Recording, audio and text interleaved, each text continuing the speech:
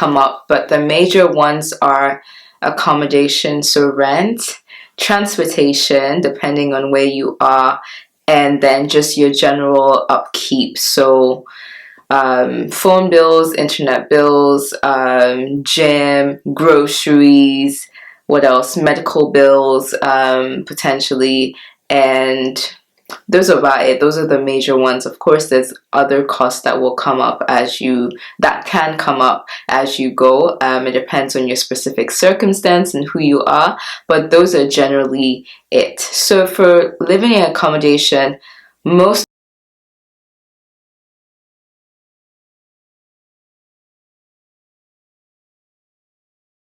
So the reality of the situation is that you're about to undertake a very intense period of your life. If you're doing the GDL and then the BPTC or the LPC back to back, or you've done the LLB and you're jumping into one of the other qualification courses, or you do the LLB honors, which is 2 years, and then you're doing the BPTC or the LPC, either way, it is going to be an intense period of your life. It is going to challenge you, it is going to test you. And so the mental challenges are not going to be foreign. And it's not something that I personally was prepared for. I knew that getting through law school would take perseverance. I knew that it would take courage. I knew that it would take discipline. But I did not realize that it was something that would force me to focus on my mental health, force me to address a lot of inner doubts and fears that had never been brought to the forefront prior to this stage in my life.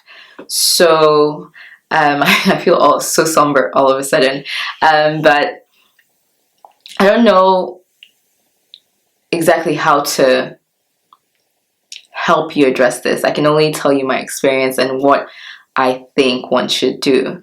So I started my GDL in about 2016 and finished at the end of 2017. And within that period, towards the end of the GDL, things became very challenging for me. I was much more exhausted, much more tired, emotionally drained, just physically tired, kind of going back and forth. You know, you're up at like 6 or 7 in the morning, you're out of the door by 7:38, you're in class by 9, you're done with class by 5:30, then you're in chambers evenings from 6:30 to like 8:30 or 9 or 10, and then you're back on the train for like another hour, and then you're home at 11.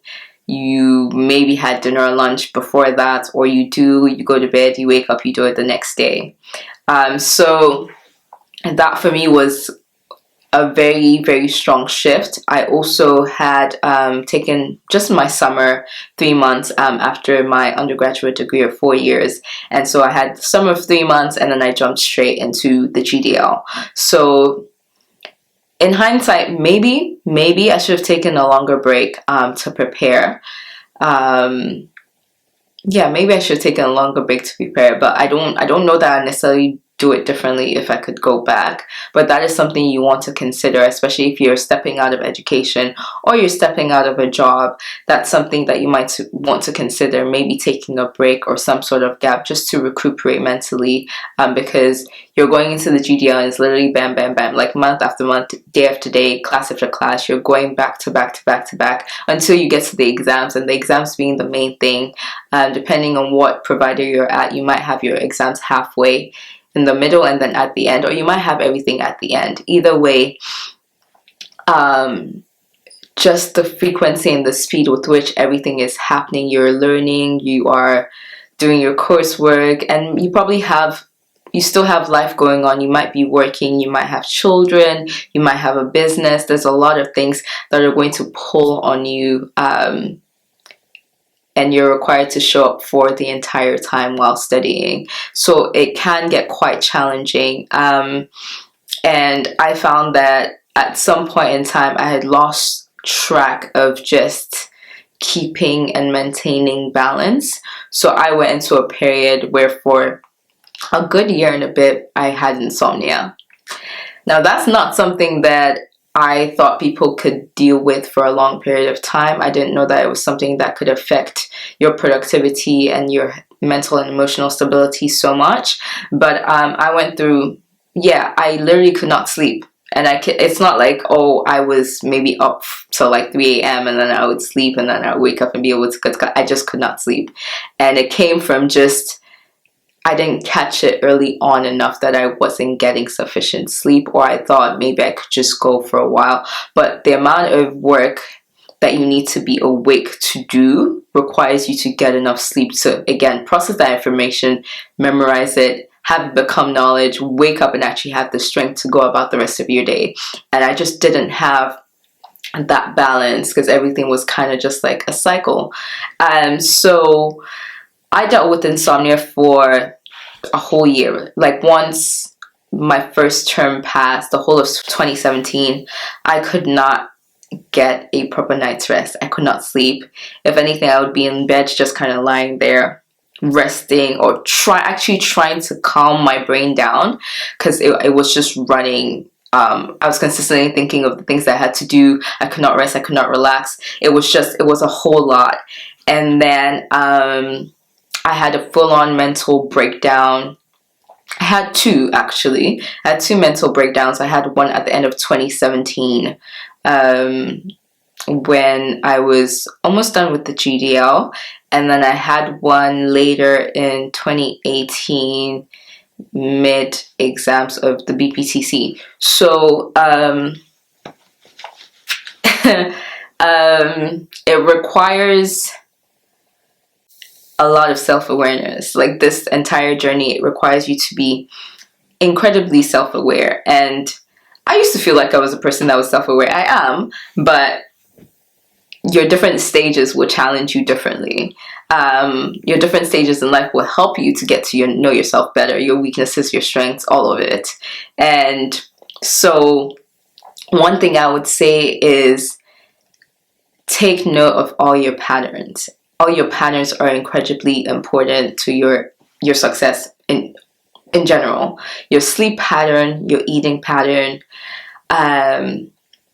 your physical activity pattern, for lack of a better way to put it, and just your social pattern as well is important. So eating pattern, like I said, when talking about groceries, you are actually going to need to keep a healthy and balanced diet. What you eat is important. As much as it seems like it might just be food, there's certain foods that are better for your brain and better for working than others. And so depending on what your dietary needs are, if you're allergic to things and such, you need to look up what is actually going to boost brain function. And it seems like something so small and so technical and so unnecessary, but it's critical because changing my diet at certain points really did help me, again, focus better, get more rest and such. So your eating pattern is going to be critical. And again, because you're moving around so much, you're switching through classes, you're having classes for about 3 hours at a time, and in rooms which you're not allowed to eat. That's something also very interesting about English schools. But in a room where even if you're allowed to eat, you're probably super conscious because there's so many people. I mean, for the first part at least of this year and maybe part of next year, a lot of the classes will be mixed, some online, some on campus, and so that's something that you might not have to deal with right away. But if things go back to a regular schedule of being in and out of your home, you might want to take note of your eating pattern. Again, if you're having 2 or 3 lectures a day and those are 2 to 3 hours and you're not having time to eat, I would probably eat like once a day, maybe twice max sometimes. And I would want to eat something just as quickly as I can get my hands on it. So I wasn't paying too much attention to my diet. It wasn't even that my diet was necessarily bad, it's that I wasn't eating frequently or eating enough. So that's something that you want to pay attention to, because your overall health, you need to be healthy, you need to be well to be able to study and to do well. There's no two ways about it. Eating pattern, that's number 1. Sleeping pattern is number 2. You need to be getting sufficient rest. If not, all of what you're studying and cramming is just not going to stay in your brain. It's that simple. It's just not going to be worth all of the tears and sweat that you're putting in if you're also not getting rest. And taking a day, maybe 2 off if it's possible, if you're able to balance yourself well enough, to take a couple of days off of the week where you're doing a hobby, or you're just resting, or you're doing both, or you're seeing family, or you're tapping into your support system, and you're just stepping away from your books and your anxieties with those in regards to studying for a bit and refreshing yourself. Is going to be so important. So sleep is important, your social pattern, which I've just touched on a little bit. Stepping away and stepping into your support system is going to be so incredibly important. And if you don't have a support system, because I know it's not something we take for granted a lot, but not a lot of people do, I urge you to build one with the community that you're stepping into. So with people in your program, as much as you can, especially now that things are kind of online and such, definitely try to reach out to people, get to know people. Also lean into your university support system. So they usually have a support system for us, offices that you can go to, people that you can speak to, people that you can email to help you with studying, with whatever issues you're having. If you're going through a depressive episode, if you're having your anxieties are flaring up a lot, whatever it is, once you email they usually call student support services, they should be able to direct you to someone that can help you.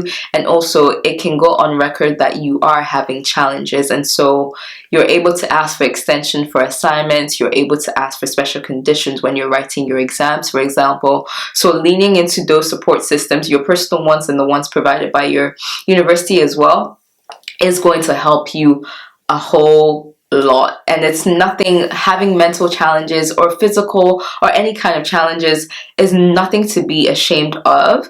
And I know that it can feel like you're grown and so you should be able to handle it. Sometimes we can't handle it. Like I didn't, it was a slippery slope, and before I know it, I was at rock bottom. And so it took a lot more work to kind of come out of that place and be here before you, feeling like I can actually do these videos to help someone. So it is a journey, and it's nothing to be ashamed of, but you have to be willing to do the work at every stage, and you have to be alert. Again, it's an added level of pressure, but the more self-aware you are during your journey, the better it will be all around. It will just be wholesome. And so lean into support systems all around you. That I think is the social pattern you need to notice. How long have you gone without speaking to friends or family? How many people do you actually know in your program that you could probably call up for coffee? Have you ever been to student support services? Usually you would also get personal tutors during both years. And so speaking to personal tutors, going to see them in their office hours, opening up to them, letting them know that you're having challenges, and letting them give you the resources that they have to help you keep moving forward. Because I don't know if it was even the fact that some people just felt that they just couldn't do it, but I had people just stop during in my cohort. Very early at the beginning, a few weeks in, some people just dropped out, and halfway through, some people were basically nowhere to be found. So it does get quite challenging. And like I said, I personally had 2 full-on mental breakdowns, and I have friends that will testify to this because they stepped in to help me in ways that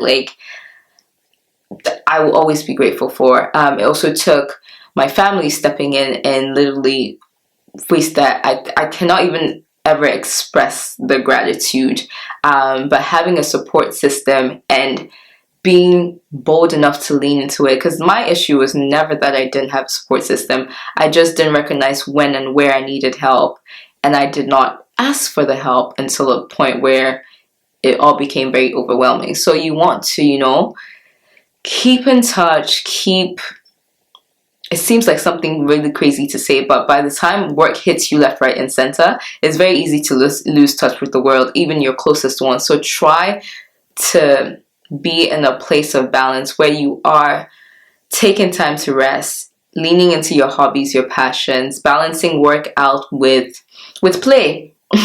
Balancing work out with play talking to those that you care about the most and that you know that have your best interest at heart is also very important. Like, I would not go, first of all, I'm not even surrounded by negative people and friends, so I can't even really speak to that. But I think it would be mad and crazy for you to go speak to someone that you know might not encourage you. So lean into people that you know are going to encourage you and push you forward, because you will absolutely need it. This is not a journey that it takes a village. They say it takes a village, and this one, law school, takes a village. It really does. I had my parents fly out at some point to support me. It really does take a village. It was, my last year was a year that I also got to travel to see my friends and like be encouraged by them and just be refreshed and renewed. So you are going to need support, and so please lean into it. Another thing that I dealt with aside from insomnia was also just I had a couple of panic attacks. I had panic attacks. I don't know that I dealt with as much anxiety per se, but I mean, panic attacks do result from some anxiety, but I mean, on the daily basis, I was not anxious. But I think law school for me was something that I'd wanted for so long, and it probably is for some of you. It's something like I wanted to do for so long. It's a path that I wanted to cross and take for so long, and becoming a lawyer was something that I know that I wanted for myself, not for anyone else. And so the pressures that I put on myself to attain it and achieve it almost on my own definitely weighed down on me in ways that I did not notice until it was too late. And so it's never too late. That's why I did that. You can always recover. You just have to be willing to do the work. And so I experienced panic attacks for the first time in my life only because the stakes were higher. And when the stakes are higher, the pressure is piling on every single day. And so I remember before, I think 3 of my exams, I had full-blown panic attacks. I was throwing up, vomiting, and again, this is in the midst of full-on insomnia. So you can imagine it was a party in my head. And I would just throw up. I would feel super sick. I wouldn't be able to eat anything. And I'm going into 3-hour exams. So I was supposed to be eating food. So I went into some of my exams on an empty stomach just because I was afraid that I would throw up during the exams. And that's again because of how bad my eating pattern had been, how bad my sleeping pattern had been, and not reaching out for support as much as I should have in the first half. The second half of like writing my exams and everything and just the rest of the journey, I definitely leaned into that more, and I learned different things about myself and about all the patterns I've just mentioned for myself that were much more helpful. So my BPTC year, even though I had challenges at the beginning, was the best year of my life. Like, I absolutely enjoyed my program. It was fantastic. I would do it again if I could. But that first GDL year was definitely something else. So, you know, just the pressure you put on yourself, the desperation you feel for wanting to succeed. It's not even about wanting to prove it to people. It's about wanting to prove to yourself that you actually can do this. And I think at that point, I wanted to prove to not just myself, but to everyone that anything is possible. And I think that came with its own kind of pressure. And from that, I learned that like I needed to be my own standard, and the only person that I needed to be afraid of was disappointing myself. And so it kind of relieved me of all the other pressures that I'm putting on myself because of what I thought it felt like looking inwardly. So yeah, it can get pretty tough. And if you're a person that deals with any mental health issues whatsoever. I think the biggest thing that I can say, not being, you know, an expert at anything, but just being a human being, is that you should definitely take note of what your triggers are, in general, like in your life pattern before coming into the GDL, any of these programs, what your triggers have been, and then try to take note of how those may be changing because of your new lifestyle. And then take note of that. If you have a therapist or a counselor, lean into them. Again, lean into your support systems. You can have people also take note of the way you're changing. You can have your friends check in, let you know if they're seeing things different. Let your parents, your siblings, if you have them, check in as well. But doing it with support is really going to carry you a long way. Doing it with a lot of self-awareness is going to carry you a long way. And just being intentional about having balance in everything. Again, I'm emphasizing this so much. Eating well, sleeping well, having some physical activity that you do to help your brain just relieve itself, to release hormones that make you happy. And yeah, leaning into your support system are all going to make a difference, because you're going to be doing this every day for the most part for the next 2 years at the minimum. And another thing that I also had to deal with was failure. And before my my exams, or my law school exams of any form, I never failed at anything before. Yeah, there was nothing I'd failed at. If I did horribly at something, it's either because I was relaxed or I just didn't care as much. Or I found it challenging and didn't ask for help. It's usually one of those three things. But with my GDL, I felt like I put my all, and I still was met with failure. And I think that's something that people don't know, or people don't address, or hear people addressing, is like failing exams, or failing some tests, or failing some coursework in law school. It happens. And if, God forbid it happens, but it will, I promise you, it will not be the end of the world. You will be able to do it again, and you will be able to pass at that time. So for me, 100% transparency, because I want you to know that, again, if I did it, you can you can absolutely do it. There's no two ways about it.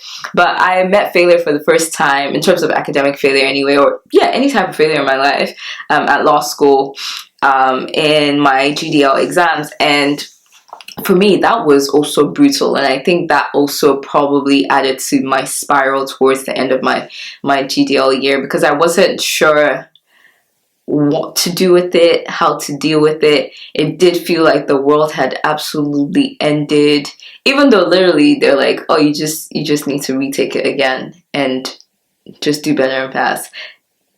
But for me, I was just like, I've never failed anything before. How am I going to get past this? Yada, yada, yada. So I had a couple of days of that. And then I just woke up one day and I was like, I'm going to go again.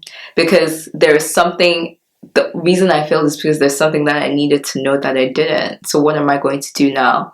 Learn it and know it. And that's literally all it is. And also, as much as it's something that's painted as, or feels so negative, I'm thankful to God now that I failed some of the exams that I did, because again, there was something that I didn't know or understand what that I needed to know for today.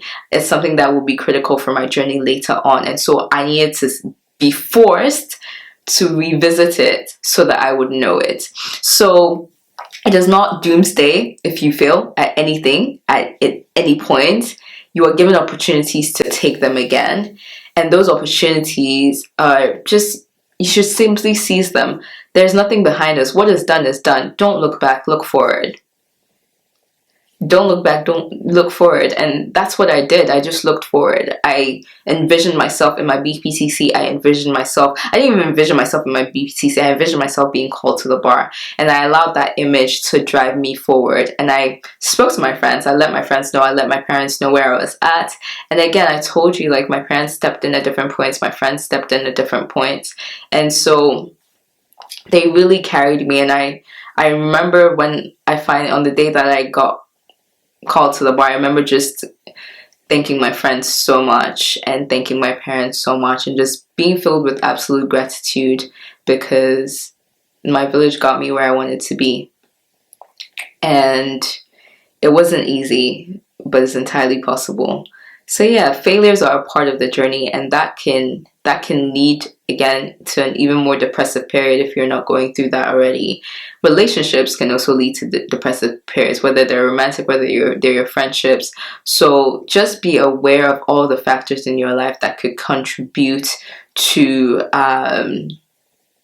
your mental health, your mental health and your mental wellness. If they're positive factors, I would say increase them, and if they're negative factors, decrease them or get rid of them entirely.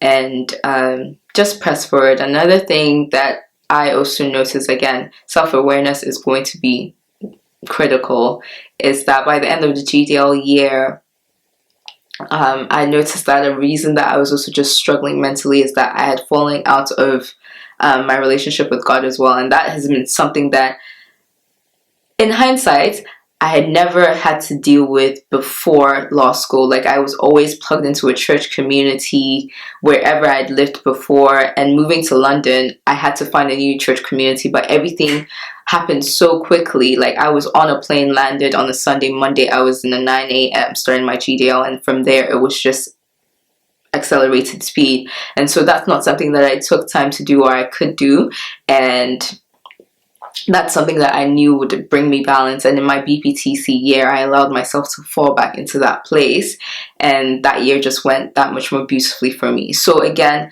it's about noticing the things about yourself that you require and need to function well as a person, and what you don't need in your life as well to just help you on this journey. So I don't think I have much more to say about that. You know, if you are struggling right now, or you are fearful that you might struggle in this respect, definitely leave me a comment in the comment section, and I'd be happy to reach out and talk to you about it, and even tell you more about my personal journey, just to encourage you. But you can do it. I know I'm not saying that to add any pressure, but your willingness to persevere is what will get you to the end. It's not because you're more intelligent or better than anyone. That's not going to be it. It's going to be your willingness. It's going to be your belief in yourself. It's going to be your faith in yourself. It will be your faith in God. And yeah, I don't have anything else to say other than you are capable. And I know this is I hope I've approached this as delicately as I wanted to, because I know it can be a tough topic for people to hear, but even talk about. But again, I'm very happy to speak to anyone and to be in conversation with anyone that feels like they need help in this specific respect. If you're going through just anything, but I've seen so many people, including myself, rise from a place of failure, because it hasn't been failure. It's been a lesson to propel us all forward, but you have to make the choice that this will propel you forward instead of cause you to regress. And so yeah, train your willpower, eat well, sleep well, keep friendships, rely on your support system, know that you can do it. Every failure is an opportunity to level up and do better. And yeah, so that's all I have for these episodes. The next couple of episodes, we're going to cover everything BPTC, from the modules to the ins, just the pupillage or attaining pupillage, applying. And then the last thing I will cover is transitioning jurisdictions, because I have been getting quite a few questions on doing that. So those are the last bits and bobs for the series. But we've got a few episodes to go, so I'll cover everything. Again, if there's anything that you feel like I didn't cover in the previous videos that you would like for me to cover, please just leave them in the comment section, and I will address them either in a response or in a video if necessary. But I will catch you guys in the next episode. Take care of yourself.